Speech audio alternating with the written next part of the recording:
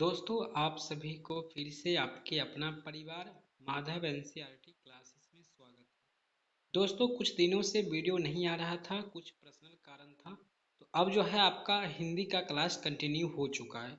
वैसे हम लोग का सिलेबस बहुत ही जल्द समाप्त होने वाला है, एक दो पार्ट बचा हुआ है जो कि हम ख़त्म करने पर लगे हुए हैं और उसको बेहतर कंटेंट बनाने के चक्कर में पड़े हुए हैं। तो आप लोग को घबराना नहीं है। अभी हम लोग जो है हमारी नींद पार्ट का ऑब्जेक्टिव इम्पोर्टेंट प्रश्न देख लेंगे। इसका जो है कुछ सब्जेक्टिव वाले क्लास हम लोग दे चुके हैं। अगर यह वीडियो आपको पसंद आए तो वीडियो को लाइक भी कर लीजिएगा, चैनल को भी सब्सक्राइब कर लीजिएगा। चलिए इस पार्ट का जो भी महत्वपूर्ण प्रश्न है जो आपके एग्जाम में पूछा गया है, बार बार प्रश्न और पूछा जाएगा, वो सभी प्रश्न को हम लोग एक बार ध्यान से पढ़ लेते हैं। बस एक बार आपको ध्यान से इस वीडियो को देख लेना है, फिर आपको आगे चल करके ऑब्जेक्टिव रखने की आवश्यकता नहीं होगी किताब के लिए। वीरेंद्र रंगवाल जो हमारी नींद कविता के लेखक हैं, इनका प्रारंभिक शिक्षा कहाँ हुआ था? इन सभी जगह पर हुआ था। मुजफ्फरनगर जो कि उत्तर प्रदेश में, सहारनपुर ये भी उत्तर प्रदेश में, कानपुर ये भी उत्तर प्रदेश में, इन्हीं सभी जगह पर हुआ था इनका। ठीक है, तो डी आंसर जो है इनमें से सभी ऑप्शन जो है बिल्कुल रूप से इनका सही हो जाएगा। ठीक है, अगला प्रश्न आपका है, डंगवाल जी ने एमए कहाँ से किए थे? तो ये इलाहाबाद विश्वविद्यालय से किए थे। ये भी यूपी में ही पड़ता है। इलाहाबाद का नाम अब प्रयागराज के रूप में जाना जाता है।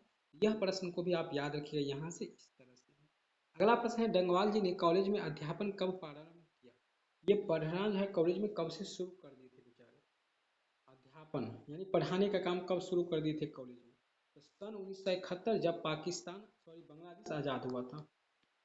आपको सोशल साइंस के लिए भी क्वेश्चन याद रखिएगा। बांग्लादेश आज़ाद जो है 1971 में ही हुआ था। ठीक है, और 1971 में ही डंगवाल जी कॉलेज में अध्यापन का काम शुरू कर दिए थे। अगला प्रश्न, हमारी नींद कविता में हठीला किसे कहा गया है? हठीला जो किसी भी बात को नहीं मानते। जैसे कि आप मान लीजिए कि आपको मलाई बर्फ खाना है, आप बोलेंगे नहीं हम 5% वाला ही मलाई बर्फ खाएंगे, 5% वाला ही खाएंगे, नहीं हम 5% वाला ही खाएंगे, तो जिद लगा देना ही हठीला कहलाता है। तो हमारी नींद कविता में हठीला किसे कहा गया है?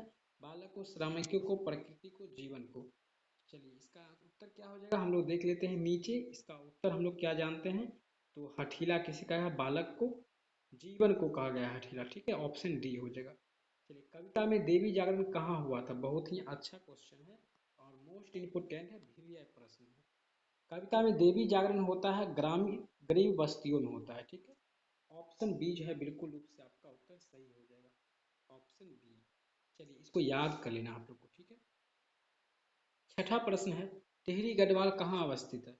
देखिए टिहरी गढ़वाल उत्तर प्रदेश में पहले पड़ता था, अब ये उत्तराखंड में पड़ता है। ठीक है, टिहरी गढ़वाल ये उत्तराखंड हो जाएगा, ऑप्शन आपका डी है बिल्कुल रूप से सही है, उत्तर हो जाएगा। सातवां प्रश्न है, डंगवाल जी ने किस पत्रिका में स्तंभ लेखन किया? स्तंभ लेखन किस पत्रिका में इन्होंने किए हैं?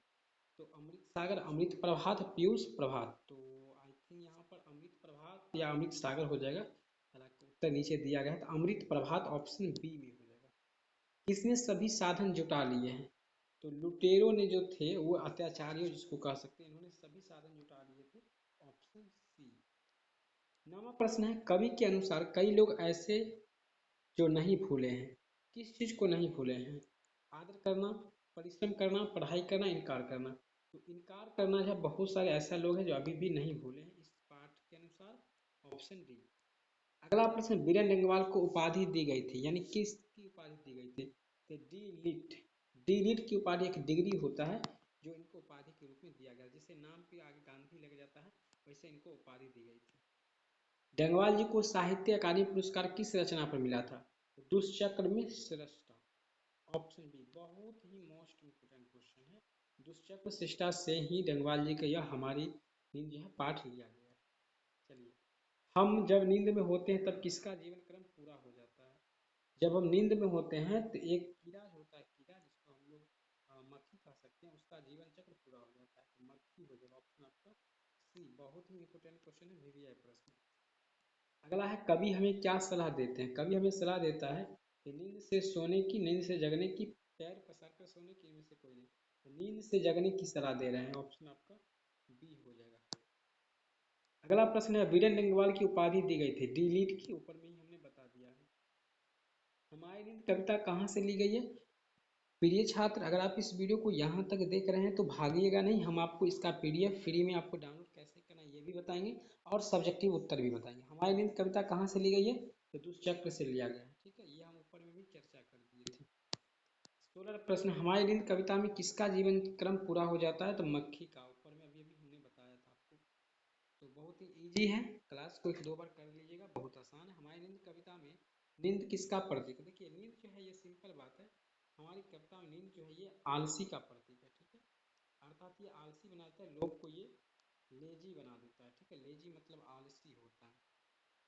18 प्रश्न, गरीब बस्तियों में क्या हुआ था, तो जोर से धमाके हुआ था, धमाके के साथ देवी जागरण हुआ था। ऑप्शन सी धमाके, ग्राम बस्ती में क्या हुआ था, तो धमाके के साथ देवी जागरण हुआ था। वीरेन डंगवाल को किस कृति के लिए साहित्य अकादमी पुरस्कार मिला था, इसी दुनिया में, दुष्चक्र में श्रेष्ठा, इस दोनों रचना पर मिला था इनको।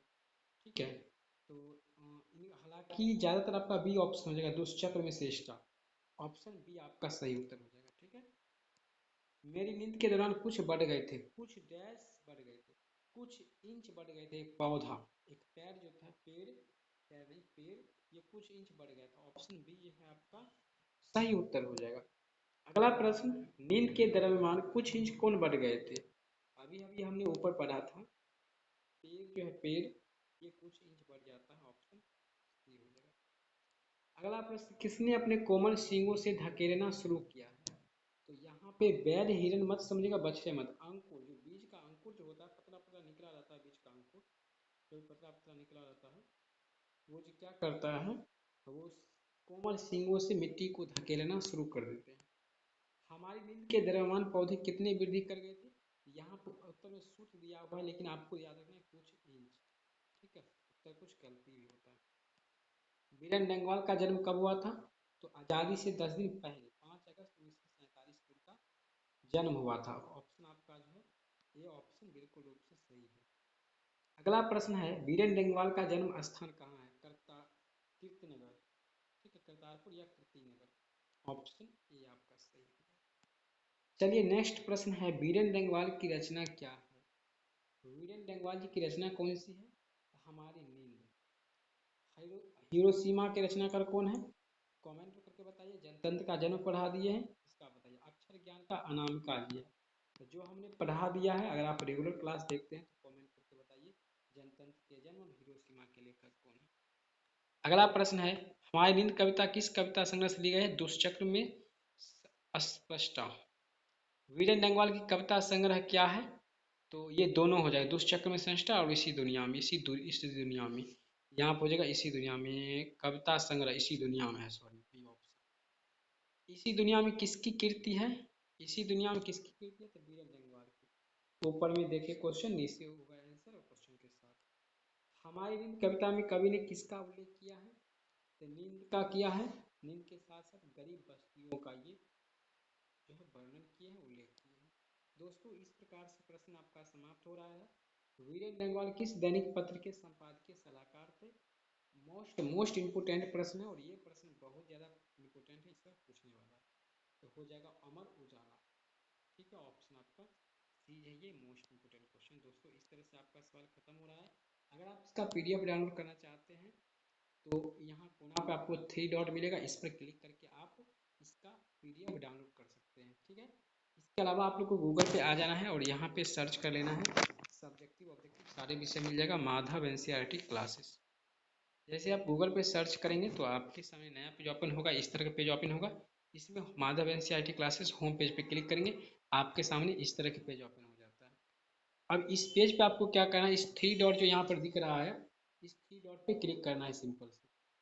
जैसे आप यहाँ क्लिक करेंगे, अब यहाँ पे देखिए क्लास 9, 10, 11, 12 आ चुका है। अब आपको जिस भी क्लास को देखना है उस पर आप क्लिक करके और उसका सारा विषय का क्वेश्चन आंसर आप डाउनलोड अपने फोन में कर सकते हैं और क्लास को पूरी तरह से आप कर सकते हैं। उम्मीद कर रहे हैं यह क्लास आपके लिए बहुत ज़्यादा इंपॉर्टेंट हुआ होगा। अगर यह क्लास अच्छा लगा है तो प्लीज़ चैनल को सब्सक्राइब करिए, बेल आइकन को भी प्रेस कर लीजिए। बाकी मिलते हैं नेक्स्ट टाइम नेक्स्ट वीडियो में, तब तक के लिए जय हिंद, वंदे मातरम।